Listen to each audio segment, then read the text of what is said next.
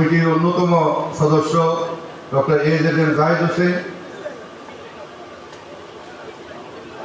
সিলেট বিভাগীয় আজকের সভার প্রধান বক্তা সিলেট বিভাগীয় বাংলাদেশ জাতীয়তাবাদী দলের সাংগঠনিক সম্পাদক জনাব জি.কে ঘোষ, আজকে এই সভার বিশেষ অতিথি বিভাগীয় সহ সাংগঠনিক সম্পাদক জনাব কলিমুদ্দিন মিলন, আজকে আমাদের এখানে আমাদের আজকের অনুষ্ঠানকে অলঙ্কৃত করেছেন যুক্তরাজ্য বিএনপির সভাপতি এবং চেয়ারপারসনের উপদেষ্টা কাউন্সিলের সদস্য জনাব এম.এ. মালেক সহ এখানে আমাদের জেলার আহ্বায়ক, সদস্য সচিব এবং আজকের এই সম্মেলন কাউন্সিলের প্রধান নির্বাচন কমিশনার জনাব এম মুকিত। আসসালামু আলাইকুম ভাইরা। একটা নতুন সিস্টেমে আমরা কাউন্সিল করি, মানে নতুন সিস্টেমে আমরা কমিটি গঠন করতাম, ভালো লাগেনি? হ্যাঁ, এটা মজা নি মজা?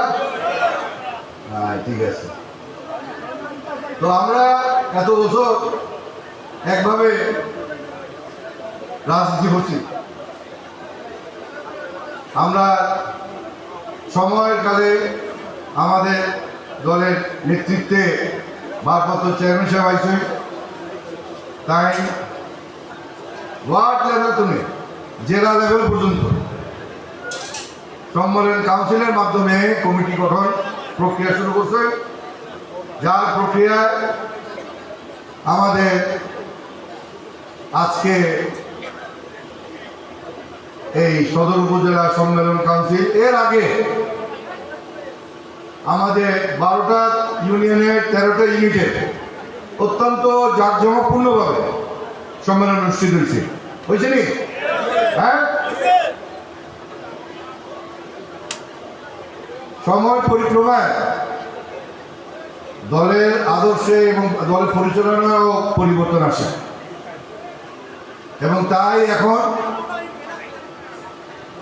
চলমান চলছে সারা বাংলাদেশে।